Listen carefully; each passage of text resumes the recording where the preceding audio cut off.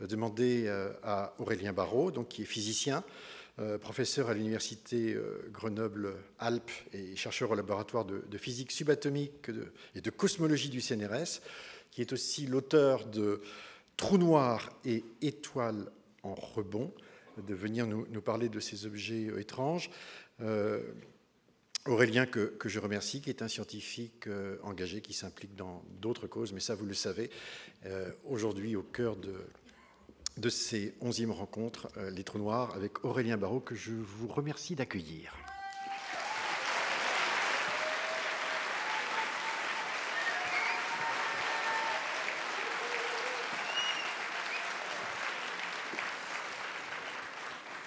Mes amis sont fous, mais je les aime pour ça. Merci beaucoup de votre invitation. Nous allons donc voyager un petit peu en présence et en compagnie des Trous noirs.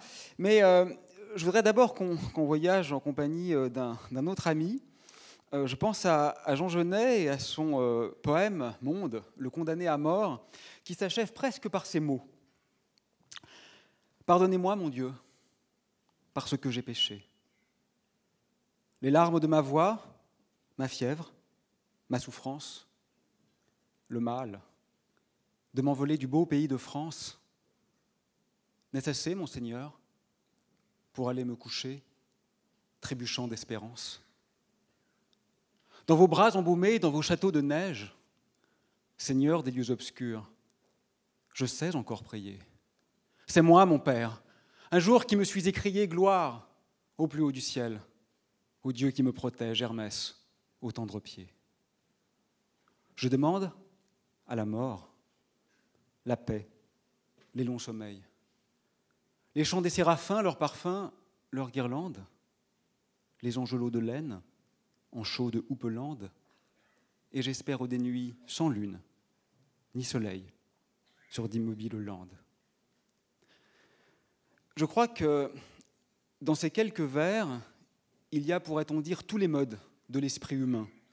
Il y a cette érotique extatique qui est propre à l'écriture genessienne, et puis il y a aussi cette mélancolie, ce désespoir latent qui prend chez lui la forme d'une hantise de la déréliction et d'une sorte de fascination pour la trahison. Et je crois qu'il est difficile aujourd'hui de ne pas ressentir précisément ces impressions, parce que d'une part, la beauté est partout. Elle fait épiphanie, pourrait-on dire, dans chaque instance, chaque bribe de réel. Mais en contrepoint, la catastrophe est immense. Nous sommes en train, en quelques décennies, de saccager ce que des millions d'années d'évolution subtile, erratique et souvent fragile étaient parvenus à mettre en œuvre. Nous sommes la cause et la conséquence d'une catastrophe littéralement sans précédent dans l'histoire de l'humanité et probablement dans l'histoire de la Terre. Alors bien sûr, si la science a un rôle à jouer dans cette affaire, il est sans doute informatif, mais il n'est pas seulement informatif. Et je crois que l'astrophysique n'est pas là pour nous rappeler ce qu'on sait déjà trop bien, la place dérisoire de l'homme dans l'univers, oui, bien sûr. Mais je crois qu'au contraire, ce qu'elle nous montre aujourd'hui, c'est peut-être qu'il faut réinventer une porosité, réinventer une continuité, c'est retrouver finalement cette évidence que nous avons perdue, nous faisons partie du monde. C'est peut-être déconstruire, vous savez, ces vieilles oppositions binaires de la métaphysique traditionnelle, présence, absence, corps, âme, humain, animal, nature, culture. Et de ce point de vue, je crois en effet que les trous noirs peuvent jouer un rôle particulier parce qu'ils sont en quelque sorte des astres paroxystiques. Les trous noirs sont ceux qui vont pousser nos théories dans leur retranchement. Ils sont ceux qui vont nous obliger à faire face aux linéaments de notre savoir et donc vraisemblablement à inventer des passes ou des sentes inédites. Alors, ce qui me semble assez remarquable, c'est que les trous noirs, suivant la manière dont on les scrute, suivant la subtilité ou non avec laquelle on les interroge, ils vont présenter des visages, des aspects extrêmement différents. Et donc, ils vont nous obliger à cheminer en profondeur, en longueur et avec opiniâtreté. Et ce qui est remarquable, c'est qu'on n'a pas même besoin, contrairement à ce qui est parfois supposé, de la relativité, de la grande théorie d'Einstein pour les comprendre. L'essentiel des propriétés des trous noirs, on peut l'appréhender avec la physique de base, celle qu'on a appris au lycée, avec la physique de Newton. Si je prends un objet et que je le lance, il monte et il redescend. Si je le lance plus vite, il monte plus haut et il redescend. Mais si je le lance beaucoup plus vite, vient un moment où il ne redescendra plus. Cette vitesse limite, au-delà de laquelle un objet va s'échapper de la gravitation terrestre, et s'échapper pour toujours, pourrait-on dire, jusque dans l'espace interstellaire, on la nomme vitesse de libération. La vitesse de libération est celle au-delà de laquelle il n'y a plus de retour vers l'objet à partir duquel nous sommes émis. À la surface de la Terre, elle vaut environ 11 km par seconde. C'est une valeur élevée, et c'est pourquoi, avec mon bras, je ne serais pas capable d'envoyer ces clés dans l'espace, mais en principe, on peut la dépasser. Mais imaginez maintenant qu'une main de géant vienne comprimer la Terre. Donc sa masse reste la même, mais sa taille diminue.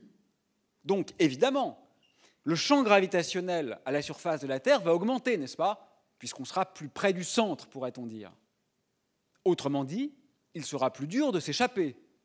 Autrement dit, la vitesse de libération qu'il faut pour s'extraire du champ de gravité va donc augmenter.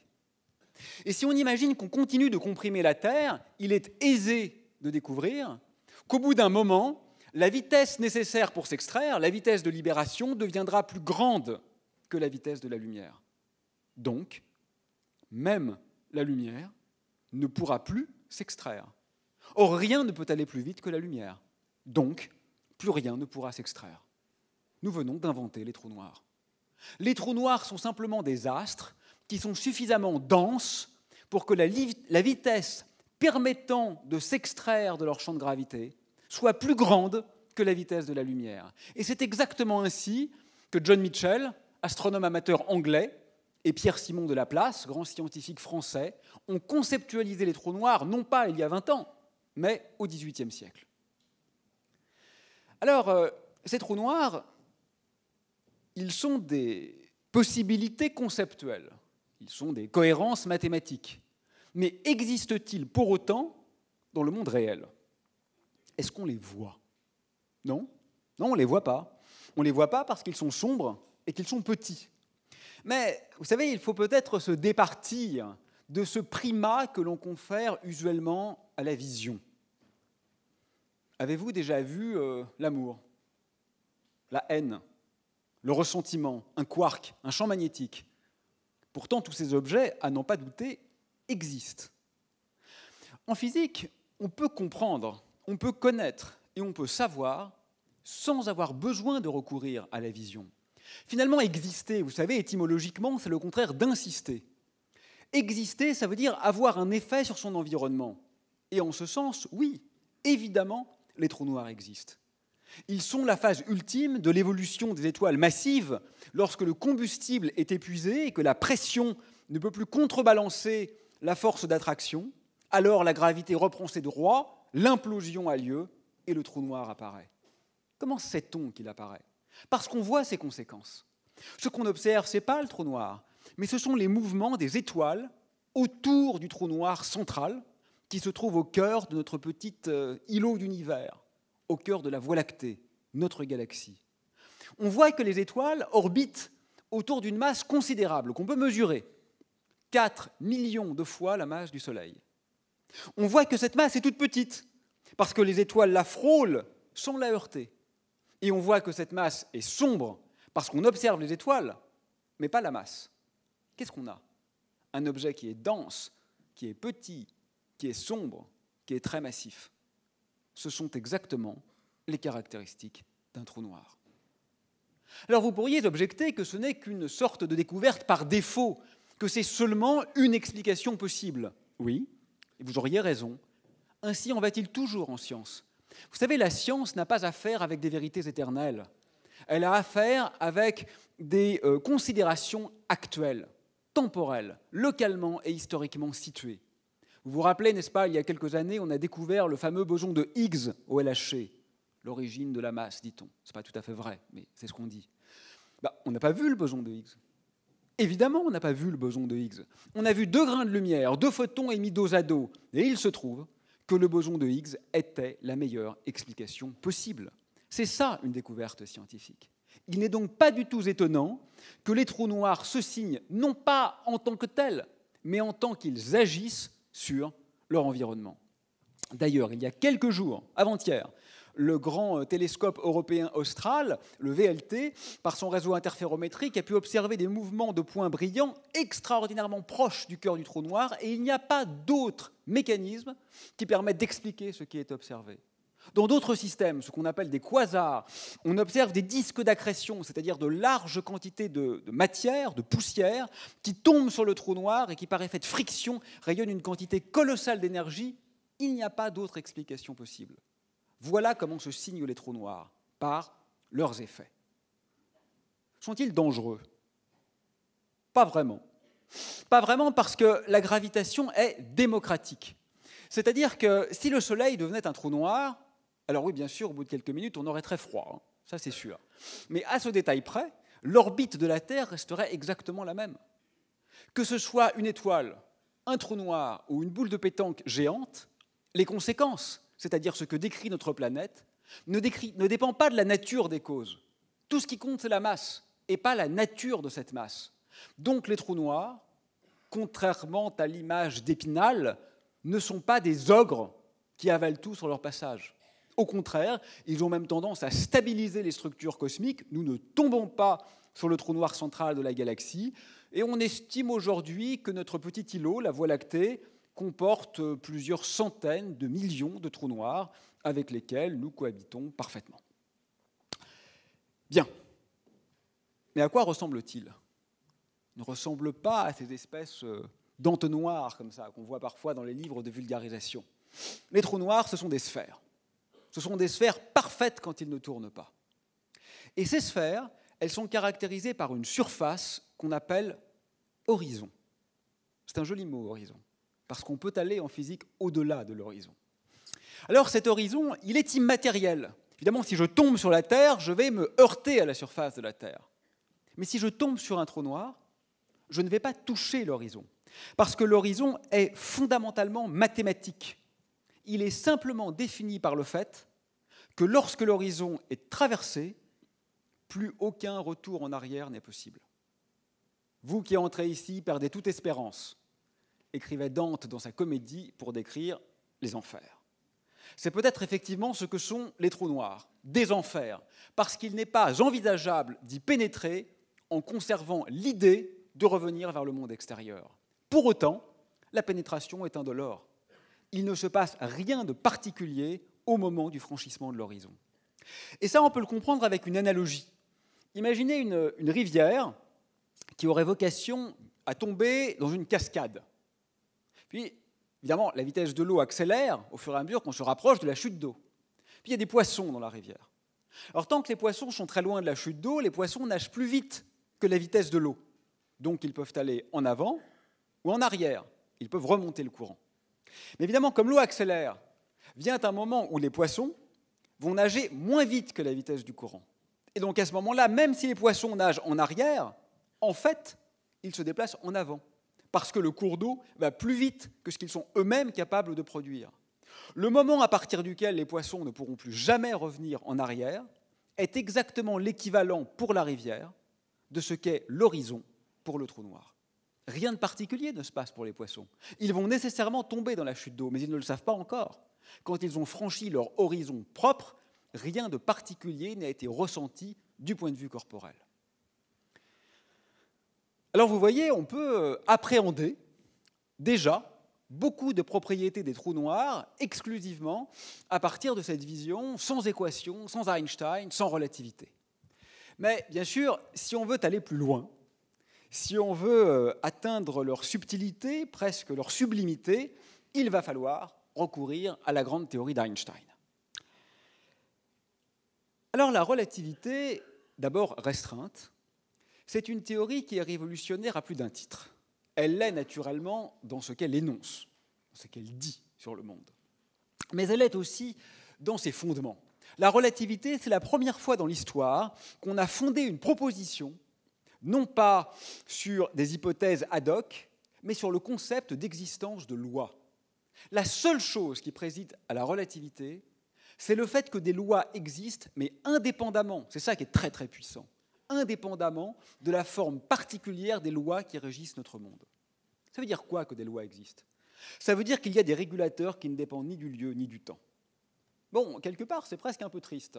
Moi, je vous avoue qu'à titre personnel, un monde où les lois dépendraient du lieu et du temps, qui serait donc complètement anarchique, anarché en grec, ça veut dire sans principe, me sourirait plutôt pas mal. Mais il semble que ce ne soit pas le cas chez nous. Il semble que dans notre univers, des lois existent. Et la simple existence de ces lois, quelles qu'elles soient, implique essentiellement trois choses. D'abord, l'existence d'une vitesse limite, absolue, indépassable.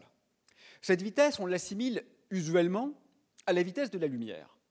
Mais ce n'est pas fondamentalement la vitesse de la lumière. Même dans un monde sans lumière, il y aurait quand même une vitesse indépassable. En fait, cette vitesse, il faudrait l'appeler la constante de structure de l'espace-temps, parce que son existence provient non pas de notre incapacité à nous mouvoir plus vite, mais provient de la nature même de l'espace et du temps. La deuxième conséquence fondamentale de la relativité, c'est finalement que la distinction qu'on opère entre l'espace et le temps est arbitraire et même injuste. En fait, seul l'espace-temps existe, ce mélange subtil d'espace et de temps qui ne valent que l'un avec l'autre. Vous voyez un cylindre. Si vous le regardez par au-dessus, vous voyez un cercle. Si vous le regardez par le côté, vous voyez un rectangle. Mais en réalité, c'est ni un rectangle, ni un disque. En réalité, c'est un cylindre. C'est un peu ça l'espace-temps. Suivant la manière de voir, on peut distinguer de l'espace ou distinguer du temps. Mais en réalité, c'est toujours un mélange de l'un et de l'autre. Tic, tac. On pourrait dire qu'il y a eu à peu près 1 mètre et 1 seconde entre ces deux petits événements. Mais un autre observateur en mouvement pourrait dire non, pas du tout. Il n'y a pas eu 1 mètre et 1 seconde. Il y a eu 1 centimètre et 100 secondes entre les deux mêmes événements.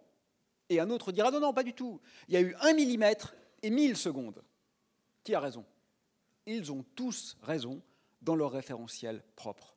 Ils ont troqué en quelque sorte de l'espace pour du temps. Et ça, ce que ça signifie de façon très claire, c'est que le temps peut se dilater et donc que les voyages dans le temps sont possibles. Du simple fait là que je me déplace par rapport à vous, ça y est, ma montre est légèrement désynchronisée par rapport à la vôtre. J'ai un tout petit peu moins vieilli que vous. Alors, pour être un peu caricatural, ça, ce que ça signifie, c'est qu'on pourrait parfaitement voir apparaître aujourd'hui dans cet amphithéâtre un pharaon égyptien. Ça ne violerait aucune loi de la physique. Parce que s'ils avaient eu la technologie pour se déplacer suffisamment rapidement, il se serait écoulé 3 minutes pour lui, donc il aurait essentiellement toujours le même âge, et 3 millénaires pour nous. Et il n'y a pas de question combien de temps s'est-il écoulé en réalité. Il s'est en réalité écoulé 3 minutes pour lui et 3 millénaires pour nous, si tant est qu'il se soit déplacé suffisamment vite. Les voyages dans le futur sont possibles. Et c'est même très exactement ce qu'on fait tous les jours avec des particules élémentaires dans nos accélérateurs. Troisième conséquence de la relativité restreinte. E égale mc2. Ça, ce que ça signifie, c'est qu'on peut transmuer en quelque sorte une propriété, E, l'énergie, en une existence, m, la masse. C2, on s'en fiche, une constante dimensionnelle. Alors ça signifie quoi d'un point de vue intuitif? C'est quelque chose d'incroyablement révolutionnaire, en fait. Parce que ça veut dire qu'on va pouvoir, alors je vais presque employer du vocabulaire théologique, mais transsubstantier un avoir en être, un accidentel en essentiel, un acquis en inné. C'est un peu métaphoriquement comme si on pouvait utiliser l'élégance calligraphique d'un ouvrage pour créer un nouvel ouvrage sans détruire le premier, ce qui est totalement contre-intuitif. Alors, en étant plus littéral maintenant, que se passe-t-il dans un accélérateur de particules? On n'est pas en train de casser des particules pour en faire des plus petites, pas du tout. On est en train d'utiliser le mouvement des particules incidentes pour créer de nouvelles particules, éventuellement sans détruire les premières. On crée de la masse à partir du mouvement. Ça, c'est un peu l'arrivée du transformisme, si vous voulez, dans le monde des particules élémentaires. De ce point de vue, Einstein serait un peu le Lamarck du côté de la physique théorique. Et puis enfin, la relativité restreinte a aussi des conséquences intéressantes en termes visuels. Par exemple, si vous alliez très vite dans un vaisseau spatial, vous verriez un ciel qui serait presque complètement noir autour de vous, parce que les étoiles qui sont derrière vous apparaîtraient en réalité devant vous, parce que les angles ne sont pas conservés, et pile devant vous, dans la ligne de visée, un point infiniment brillant dans lequel tout le ciel serait concentré. Bon, aussi étrange et étonnant soit-il, ces résultats ne sont en réalité que des prolégomènes à l'avènement de la vraie grande théorie révolutionnaire d'Einstein, la relativité générale. La relativité générale, je dirais que ça part d'une constatation triviale.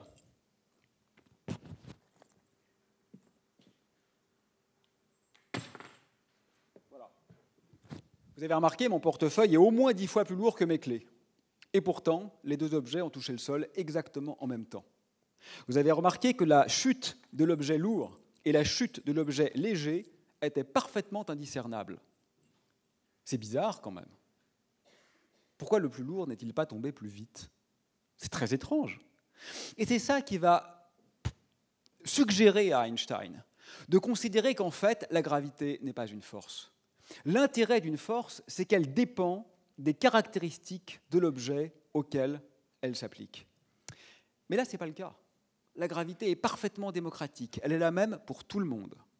Et c'est ce qui va conduire Einstein à supposer qu'en réalité, la gravité n'est pas une force, mais qu'elle est une modification de la courbure de l'espace. Parce que là, en effet, tout le monde subit la même courbure. Quand vous êtes dans un navire sur l'océan Pacifique, que ce soit une barque ou un galion, qu'il soit à voile ou à moteur, qu'il soit somptueux ou miteux, vous faites un cercle. Parce que de toute façon, vous ne pouvez pas éviter la courbure de la Terre. Ce que comprend Einstein, c'est que de la même manière, en réalité, la masse va tordre l'espace et que les trajectoires des corps ne sont rien d'autre que la représentation de la courbure propre de l'espace induite par la présence de matière. La matière distord et distend l'espace, et en retour, l'espace distendu dicte à la matière ce que sont les trajectoires possibles. C'est ça, la grande révolution d'Einstein. Et ce que ça veut dire, de façon, je dirais, très philosophique, c'est qu'en réalité, l'espace et le temps ne sont plus immuables. Ils ne sont plus absolus. Il y a une perte d'absoluité. Tout devient relationnel. Vous voyez, la vision de Newton, qui était aussi celle de Kant, c'est un espace et un temps transcendantaux, c'est-à-dire a priori. Autrement dit, il y avait d'une part le contenant, l'espace et le temps, le cadre, et d'autre part le contenu, les objets, vous, moi, la lumière. Ce que comprend Einstein, c'est qu'en réalité, le contenant est aussi un contenu, ce qui revient à dire que le cadre fait partie de l'œuvre.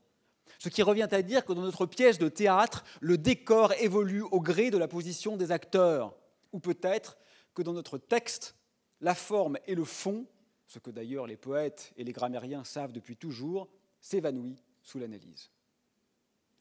Voilà ce que dit la relativité générale. Du point de vue cosmologique, c'est-à-dire du point de vue de la science de l'univers, la conséquence est immense. Vous savez, l'expansion de l'univers, ce n'est pas un mouvement des galaxies. Les galaxies s'éloignent sans bouger. Pourquoi? Parce qu'elles sont dans l'espace. Et c'est l'espace lui-même qui est en train d'enfler. L'expansion de l'univers n'est rien d'autre que la signature du mouvement propre de l'espace, qui fait sens, puisque dans la physique einsteinienne, l'espace est redevenu un objet physique. Nous sommes des vaguelettes sur un raz-de-marée. L'espace est un raz-de-marée, mais il est de même nature fondamentalement que ce qui s'y trouve. Bien. Et pour les trous noirs? Pour les trous noirs, ça va évidemment changer des choses. La première chose que ça change, c'est l'aspect d'un trou noir. Je dirais que la relativité générale va réenchanter la vision céleste au voisinage d'un trou noir. Un trou noir, ce n'est pas simplement un disque sombre qui masque le ciel d'arrière-plan. Non, c'est beaucoup plus beau que ça. Imaginez qu'on a un trou noir ici et une étoile là. Je vais d'abord voir l'étoile effectivement où elle est, parce que la lumière vient directement de l'étoile jusqu'à mon œil. Mais il y a aussi la lumière émise par l'étoile qui va par ici.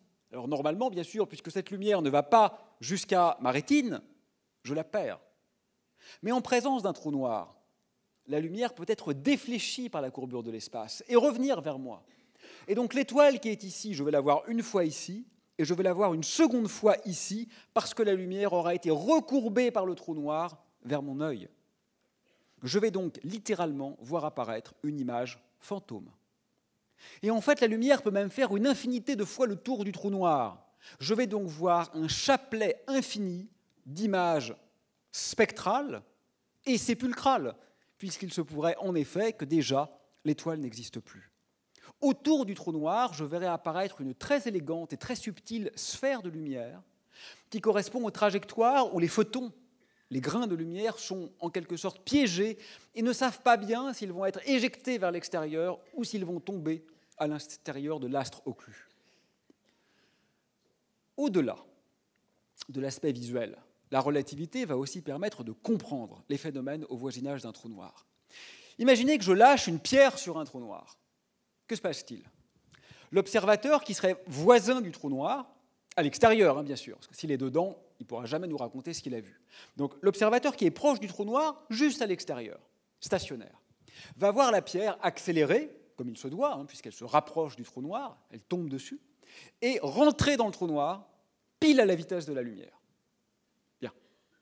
L'astronome, qui est distant, et qui regarde le même phénomène dans son télescope, que va-t-il voir? Il va d'abord voir la pierre accélérer, comme il se doit, et puis, curieusement, il va voir la pierre ralentir, la pierre grossir, la pierre noircir, et venir en quelque sorte s'incruster de façon diffuse et diaphane, comme une sorte de crêpe sombre à la surface du trou noir, et s'y arrêter. Qui a raison? Le premier observateur dit que la pierre rentre à la vitesse de la lumière. C'est la plus grande vitesse possible. Le second observateur, pour la même chose, dit que la pierre est à l'arrêt. Ça ne peut pas être davantage différent comme point de vue. Et comme vous l'avez compris, les deux analyses sont justes. C'est la théorie de la relativité. Dans les deux référentiels, il y a deux visions qui ne sont qu'apparemment antagonistes d'un même réel qui peut être décrit de façon tout à fait cohérente suivant les deux points de vue. Ce que la relativité montre aussi, c'est qu'on peut utiliser les trous noirs comme machine à voyager dans le temps. Et cette fois, sans même avoir besoin de recourir à des vitesses élevées. Il suffit de s'approcher très près de l'horizon d'un trou noir, évidemment sans rentrer dedans, d'attendre un petit peu et de revenir vers l'extérieur. Le champ gravitationnel est si intense qu'il va ralentir le temps. Il pourrait s'écouler quelques minutes pour moi, et ce que vous voulez, quelques milliards ou dizaines de milliards d'années dans l'univers extérieur. Les deux mesures sont réelles. Ce n'est pas un temps ressenti versus un temps physique, on est bien d'accord. Ce sont deux temps physiques. Il s'est vraiment écoulé 10 secondes pour moi, il s'est vraiment écoulé 10 milliards d'années dans l'univers extérieur. Donc, littéralement, voyager au voisinage, ou séjourner, disons, au voisinage d'un trou noir, me permet d'être propulsé dans le futur, même sans recourir à des vitesses élevées. Et puis, la relativité invite aussi à visiter quelques questions épistémologiques. Par exemple, à l'époque d'Einstein, on croyait que la théorie était singulière, c'est-à-dire qu'il y avait une pathologie au niveau de l'horizon du trou noir.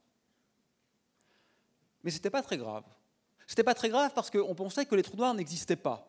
Donc on se disait, la théorie échoue, mais elle échoue pour décrire des objets qui n'existent pas. Donc on ne peut pas vraiment lui en vouloir. Alors évidemment, depuis, on a compris non seulement que les trous noirs existent, et d'autre part que la théorie n'échoue pas, et qu'en vérité, elle les décrit très bien et que la pathologie était illusoire. Mais quand même, ça pose une question philosophique, ça. Une théorie doit-elle décrire tout ce qui existe en fait, ou tout ce qui pourrait exister en droit? Est-ce que des objets qui n'existent pas, mais qui pourraient exister, doivent être descriptibles par une théorie scientifique? Évidemment, la réponse à cette question n'est pas scientifique. La réponse à cette question ne peut être que métascientifique, métaphysique ou philosophique.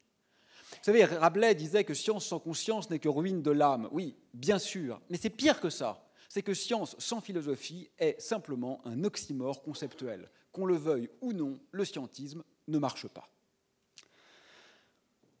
Alors, la relativité, elle nous permet d'aller plus loin encore, d'être plus audacieux et d'essayer d'entrer dans le trou noir. Est-ce que c'est dangereux? Oui et non. Le passage de l'horizon n'est pas trop dangereux parce que, comme on l'expliquait tout à l'heure, en fait, l'horizon n'est pas matériel. Donc au moment où vous entrez dans le trou noir, vous ne ressentez rien de particulier. Mais il y a une autre petite chose qui est un peu contraignante, c'est ce qu'on appelle l'effet de marée. Vous savez, n'est-ce pas, que les marées terrestres sont dues à l'attraction lunaire. Si la Terre est là, que la Lune est représentée par mon micro, il va y avoir deux poches d'eau, une poche d'eau qui est du côté de la Lune et une autre poche d'eau de l'autre côté, qu'on comprend bien parce que la force centrifuge est plus grande, la force gravitationnelle est plus petite par rapport au point central qui est le point d'équilibre. Donc la Terre est étirée par la présence de la Lune. C'est exactement ce qui va se passer pour un astronaute courageux ou téméraire qui plongerait sur un trou noir. S'il plonge les pieds en premier, en réalité, et pour le dire simplement, ses pieds étant plus proches du trou noir que sa tête, ils sont plus attirés. Et pour un trou noir, la différence de champ gravitationnel devient si intense que l'effet va devenir mesurable et va même être ressenti, va même devenir désagréable et va même devenir létal. En réalité, vous finirez écartelé. Bon, c'est un peu gênant, mais ce n'est pas si grave parce que vous avez un peu de temps devant vous. Si le trou noir est suffisamment massif, si c'est un trou noir de plusieurs millions, milliards de fois la masse du Soleil, vous avez plusieurs heures et peut-être même plusieurs jours à vivre. Mais si ça vous arrive, écoutez bien ce que je vous dis maintenant, surtout ne faites rien. Parce que quoi que vous fassiez, vous ne pouvez que minimiser votre temps de vie. La nature est clémente. Dans un trou noir, il n'y a pas de solution stable, il n'y a pas de solution statique. De toute façon, vous allez finir au fond.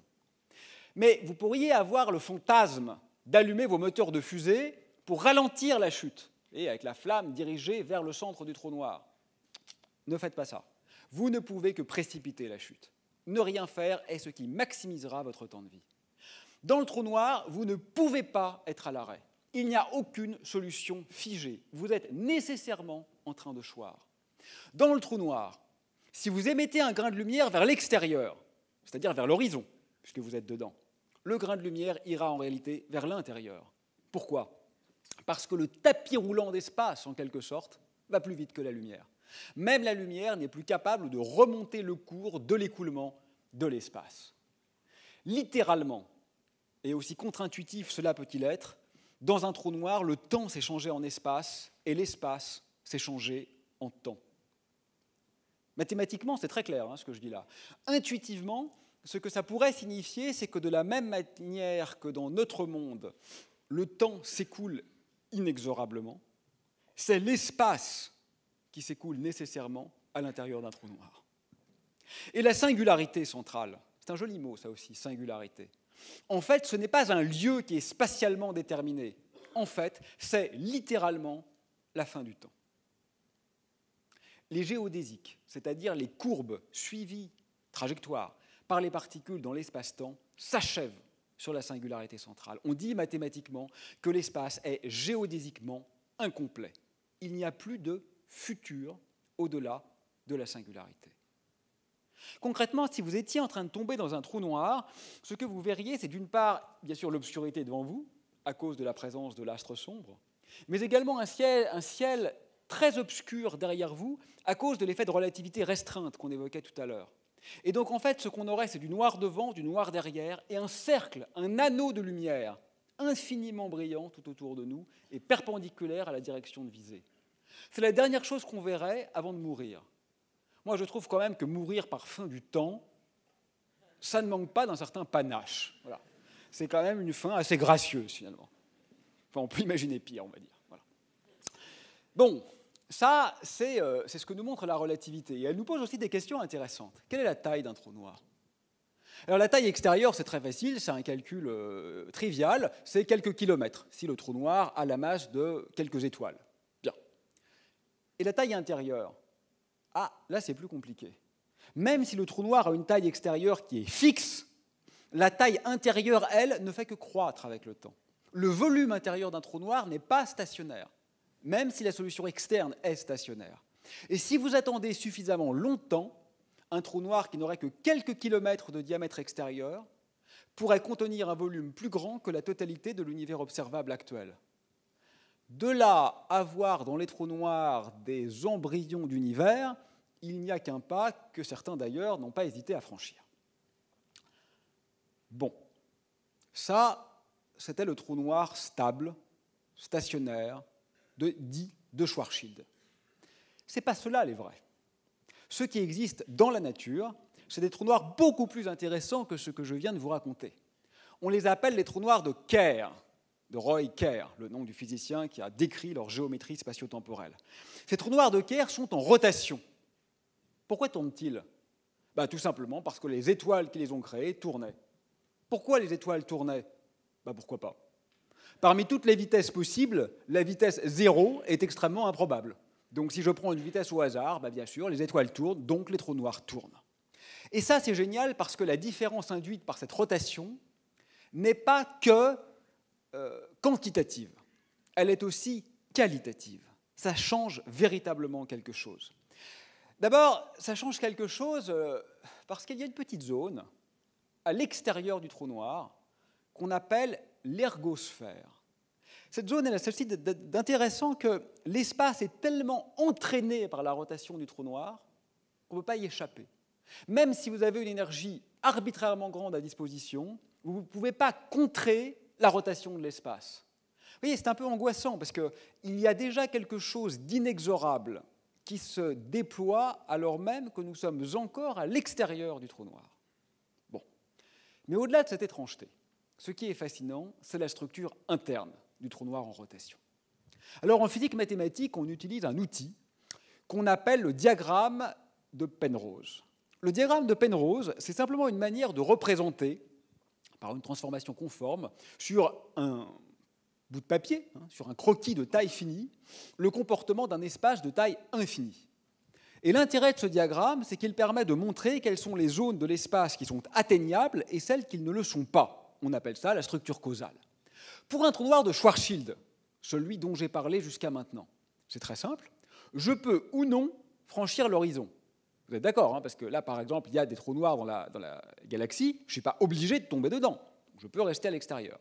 Si je vais à l'intérieur, en revanche, je ne peux pas ressortir et je termine nécessairement sur la singularité centrale. Ça se voit tout de suite sur ce diagramme. Alors on peut faire le même jeu pour les trous noirs en rotation, pour les trous noirs de Kerr. Et là, c'est assez vertigineux.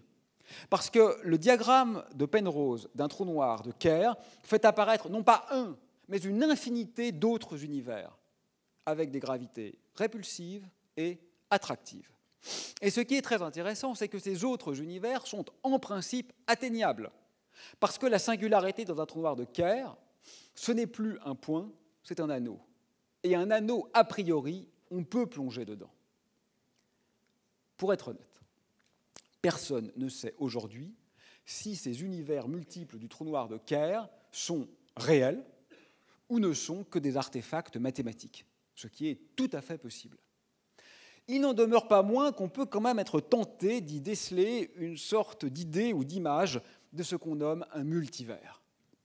Multivers, c'est un néologisme qu'on a inventé pour référer à une possible multiplicité de mondes. Ce n'est pas une idée nouvelle. On la trouve en Grèce ancienne, avec Anaximandre, chez les atomistes, avec Démocrite, Épicure, qui écrivent cosmoi. Cosmoi, c'est le pluriel de cosmos, donc univers au pluriel. Alors bien sûr, au Moyen-Âge, tout ça se calme, l'unicité du monde découle de l'unicité de Dieu, et à la Renaissance, on voit à nouveau apparaître ces idées subversives, en particulier avec Nicolas de Cuse et sa docte ignorance, avec le génial et très insolent Giordano Bruno.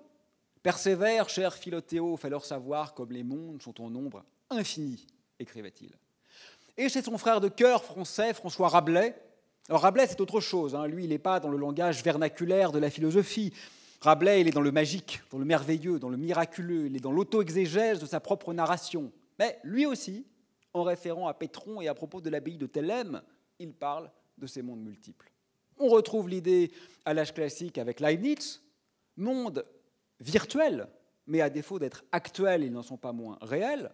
Au XVIIIe siècle, avec Fontenelle et son entretien sur la pluralité des mondes, là c'est plutôt la conversation amoureuse, le langage galant, la séduction. Et puis en philosophie contemporaine, avec Goodman et Lewis, pour répondre à des questions très techniques de philosophie du langage. La nouveauté, c'est que cette idée de plurivers ou de multivers fait maintenant effraction en physique, comme une conséquence parfois probable, parfois presque inévitable, de certaines de nos théories, parfois spéculatives, parfois bien établies. Moi, je crois qu'il faut y voir une nouvelle blessure narcissique. Après Copernic, Darwin, Freud, c'est notre univers lui-même qui serait en quelque sorte déchu de son piédestal et réinterprété comme un îlot dérisoire et contingent dans ce vaste plurivers. Pourquoi les lois de la physique semblent-elles si bien adaptées à la complexité? Peut-être parce que nous avons eu beaucoup de chance. Peut-être parce que l'orientation de l'univers voulait que nous existions. Ça, c'est la vision théologique et téléologique. Ou peut-être, plus simplement, parce qu'il y a beaucoup d'univers, avec des lois différentes, et en tant que structure complexe, nous habitons évidemment dans un des mondes qui est compatible avec notre propre existence. Dans cette architecture du plurivers, aujourd'hui, très clairement, les trous noirs jouent un rôle. Le dernier point remarquable des trous noirs en rotation, les trous noirs de Kerr, c'est qu'on peut a priori extraire, récupérer leur énergie de rotation. Penrose, toujours lui, a compris qu'en envoyant de façon appropriée de la matière dans l'ergosphère, vous savez, cette mince couche comme ça, autour des trous noirs en rotation, il est possible de récupérer les objets lancés avec une énergie plus grande que celle à laquelle on les a fait tomber. Alors évidemment, l'énergie ne vient pas de l'intérieur du trou noir, ça c'est pas possible. On ne peut pas récupérer ce qui est dans le trou noir. Mais l'énergie vient de l'effet toupie du trou noir en ralentissant le trou noir. C'est d'ailleurs l'enjeu du film High Life de Claire Denis qui sort mercredi en salle. Alors, ce n'est pas du tout un film de science-fiction au sens usuel du terme. Hein. Ce n'est pas sur les trous noirs. C'est plutôt sur les tabous hors des contraintes sociétales, sur le huis clos, sur les fluides corporels. Mais toujours est-il que l'intrigue repose sur la capacité à vérifier cet effet Penrose. Et cet effet Penrose, il serait, alors là, parfaitement écologique parce qu'on aura une source presque infinie d'énergie. Et en plus, on aurait quelque part pour effectivement se débarrasser de nos déchets sans la moindre influence environnementale. Toujours est-il que dans le vrai monde, nous ne sommes pas au voisinage d'un trou noir de Kerr, et donc notre salut, si salut il y a, ne viendra pas du miracle technologique, mais du sursaut éthique, s'il a lieu. Bon, on peut aller encore plus loin. Pour aller encore plus loin, il faut recourir à l'autre grande physique du XXe siècle. Je vous ai parlé de relativité. Vous savez qu'au XXe siècle, nous avons aussi inventé ou découvert la mécanique quantique. La mécanique quantique, c'est ce qui décrit le monde de l'infiniment petit, c'est ce qui décrit les atomes, les molécules, les particules élémentaires, c'est ce qui décrit ce qui advient à l'échelle subatomique. La mécanique quantique montre qu'à petite échelle, quand on regarde bien, tout devient discret, discontinu, comme si le travail d'ourdissage du réel se révélait. Elle montre que les particules élémentaires sont comme douées d'ubiquité et se trouvent simultanément en plusieurs lieux. Elle montre surtout qu'il y a de l'aléatoire, du stochastique, de l'imprévisible, qui n'est pas associé à notre méconnaissance, mais qui est intrinsèque à la structure de la nature. Et puis la mécanique quantique montre que le vide n'est jamais vide, que quand bien même on retirerait toutes les molécules d'air de cette pièce, en fait on ne serait pas vraiment dans le vide. Parce que des paires de particules peuvent être créées à partir de rien et très rapidement s'annihiler et donc disparaître, violant pendant un temps sporadique la conservation de l'énergie. Et c'est là que la présence d'un trou noir peut modifier les choses. Parce que, rappelez-vous, le trou noir induit sur l'astronaute un effet de marée. Et donc, il induit aussi cet effet de marée sur les petites paires de particules. Et si l'effet de marée est suffisamment intense, les particules créées par les fluctuations quantiques du vide peuvent être cassées par la présence du trou noir. Une des particules tombe dans le trou noir, par un beau subterfuge mathématique, elle acquiert une énergie négative et donc elle fait diminuer la masse du trou noir, et l'autre particule est éjectée vers l'extérieur. L'observateur qui scrute le trou noir voit en réalité des particules émanant d'un trou noir qui est littéralement, suivant le processus dit de Hawking, en train de s'évaporer. C'est exactement l'inverse de ce que je vous raconte depuis 3/4 d'heure, on est d'accord? on avait dit de façon définitoire qu'un trou noir, c'est ce dont rien ne pouvait sortir. Et on est en train de dire qu'il s'évapore. Ben oui, la physique, c'est avant tout une invitation à la subtilité. Vous savez, c'est tout sauf des réponses simples, claires et éternelles, la science. Aujourd'hui, on parle beaucoup de l'ère des fake news et de la post-vérité. Bon, post-vérité, c'est un peu agaçant, parce que ça fait comme si on était dans la vérité jusque-là. Bon, ce n'est pas vraiment le cas.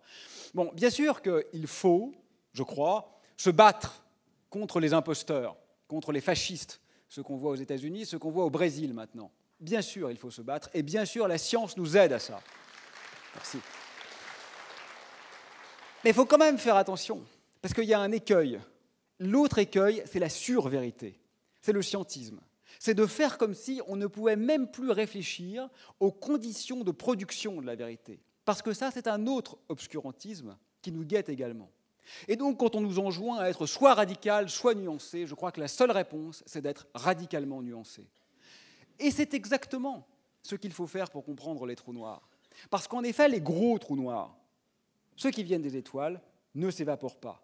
Et tout ce qu'on a dit jusqu'à maintenant est correct.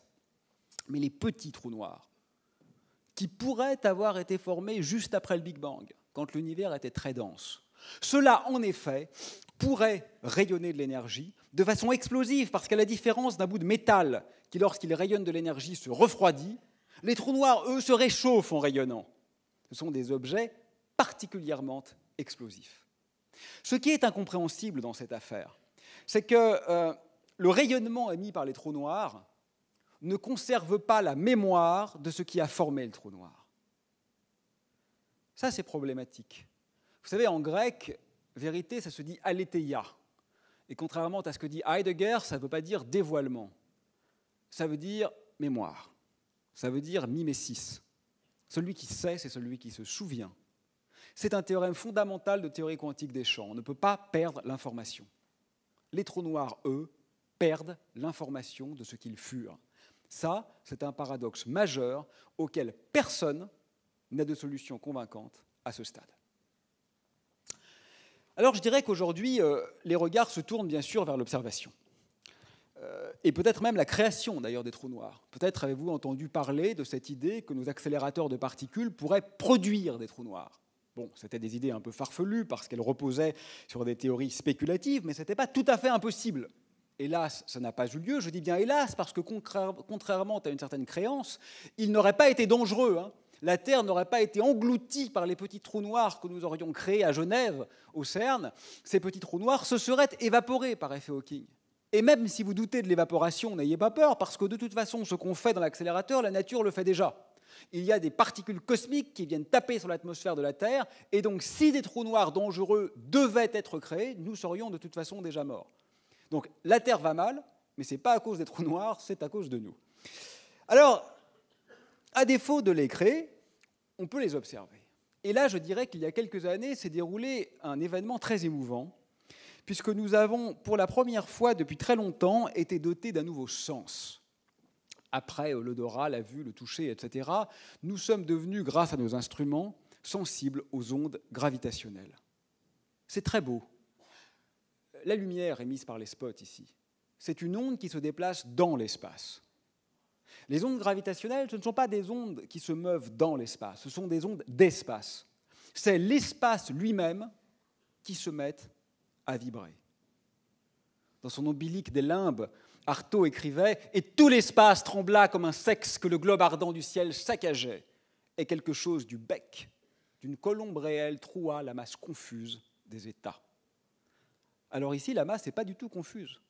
Ce sont deux trous noirs qui étaient en train d'orbiter l'un autour de l'autre dans un balai céleste qui est devenu un balai funeste, puisque les deux trous noirs ont coalescé, c'est-à-dire ont fusionné, et au moment de leur regroupement, l'énergie émise sous forme d'ondes gravitationnelles a dépassé 50 fois la totalité de l'énergie lumineuse, de la totalité de l'univers visible. Donc vous voyez que c'est un phénomène qui est catastrophique à l'échelle du cosmos. Et c'est pourquoi on peut le détecter même à des milliards d'années-lumière.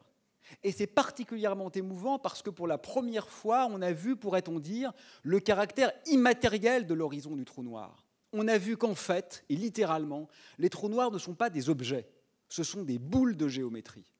On a vu Cosmos avec des yeux de géomètre, c'est ce que voulait faire Platon. Est-ce qu'on pourra voir les trous noirs au sens usuel? Faire une photo d'un trou noir? Vraisemblablement oui, parce que si on calcule la taille qu'il faudrait conférer à un radiotélescope pour qu'il voie le trou noir au centre de notre galaxie, on trouve que la taille serait de l'ordre de la taille de la Terre. Alors ça semble impossible, mais ce qu'on peut faire, à défaut de construire un radiotélescope géant, c'est de faire fonctionner en réseau, ce qu'on appelle un interféromètre, un grand nombre de petits radiotélescopes pour simuler un très grand radiotélescope. C'est exactement ce qui est en train d'être entrepris, et d'ici quelques années, on devrait obtenir les premières photographies du trou noir central de notre Voie lactée. Alors, je dirais en conclusion que maintenant, l'avenir des trous noirs, c'est vraisemblablement la gravitation quantique. Vous savez, les physiciens sont un peu schizophrènes, parce que pour décrire l'infiniment grand, ils ont la relativité, la théorie de l'espace-temps, la théorie de la gravité, la théorie d'Einstein. Et pour décrire l'infiniment petit, ils ont la physique quantique. Et ces deux théories sont très difficiles à regrouper. Alors d'habitude, on parle de la beauté et du désir d'unification. Je ne suis pas d'accord, moi, avec cet argument. Moi, j'aime bien un monde qui n'est pas unifié, qui est diversifié, diapré, foisonnant, bigarré, polychrome, polymorphe. Il faut plus d'un rêve pour toucher la vérité, disait Pasolini. Soit. Ce n'est pas ça le problème. Le problème, ce n'est pas la diversité. Elle est très belle, la diversité. Le problème, c'est la cohérence. C'est que quand on décrit le cœur des trous noirs ou quand on décrit l'origine de l'univers, on a besoin des deux théories en même temps, la théorie d'Einstein et la théorie quantique. Or, ces deux théories sont mutuellement exclusives. La théorie d'Einstein, elle est géométrique. La théorie quantique, elle n'est pas géométrisable à cause du principe d'incertitude. La théorie quantique, elle recourt à un temps usuel, si vous voulez, un paramètre extérieur, qui n'a rien à voir avec l'espace. Alors que la théorie géométrique gravitationnelle nous dit que le temps et l'espace, c'est la même chose. Vous sentez qu'il y a une tension presque indépassable entre les deux théories. Alors, comment tenter de dépasser cet indépassable? Il y a quelques pistes. La plus connue, la plus développée, c'est la théorie des cordes. La théorie des cordes, c'est une très belle cohérence mathématique qui permet d'unifier toutes les particules et toutes les interactions comme résultant de différents modes de vibration d'une classe unique de cordes fondamentales. Vous voyez, un peu comme la corde d'un violon qui, suivant la position des doigts sur le manche, peut générer toutes les notes de la gamme chromatique et peut même le faire de façon juste.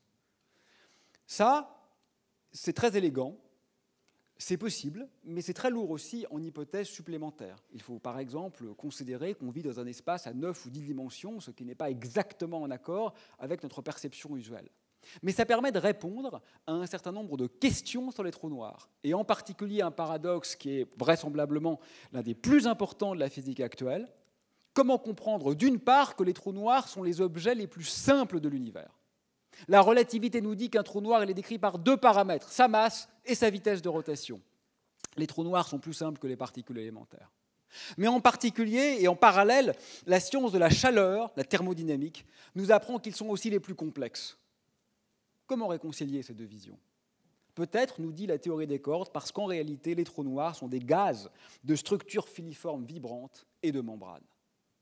Mais il y a des théories alternatives en sciences spéculatives. Par exemple, la gravitation quantique à boucle. Celle-ci nous invite à réinterpréter l'espace comme étant constitué de petits atomes, atomes d'espace, atomes de géométrie, atomes immatériels, de même que la matière est elle aussi constituée d'atomes, cette fois-ci massifs. Eh bien, en gravité quantique à boucle, c'est toute l'image de l'univers qui est infléchie. Il n'y aurait plus de Big Bang, il y aura une phase de contraction du cosmos, suivie par une phase d'expansion dans laquelle nous nous trouvons actuellement. Si on applique cette vision aux trous noirs, eux aussi se mettent à rebondir, et la solution en contraction est collée par une sorte d'effet tunnel quantique à une solution en expansion, ce qu'on nomme un trou blanc. Et pourtant, on ne les voit pas, ces trous blancs qui sont le contraire des trous noirs. Oui, mais ce n'est pas grave qu'on ne les voit pas, parce que le temps de rebond du trou noir en trou blanc, il est très bref, mesuré par l'objet lui-même, quelques microsecondes ou millisecondes, mais mesuré de l'extérieur, grâce à la relativité. Il peut prendre des milliards de fois l'âge de l'univers. Et donc là encore, c'est la théorie de la relativité qui vient éventuellement réconcilier l'étrangeté observée, ou plus exactement conceptualisée, avec l'expérience menée. Bon, il va être l'heure. J'avais ouvert cette balade avec Genet, alors évidemment, je vais la refermer avec lui et ses étoiles bourgeonnantes. Le ciel peut s'éveiller et les étoiles fleurir. Ni les fleurs soupirer et des prés l'herbe noire, accueillir la rosée où le matin va boire, le clocher peut sonner, moi seul, je vais mourir. Oh viens mon ciel de rose, ô ma corbeille blonde, visite dans sa nuit ton condamné à mort, arrache-toi la chair, tue, escalade mort, mais viens, pose ta joue contre ma tête ronde. Merci.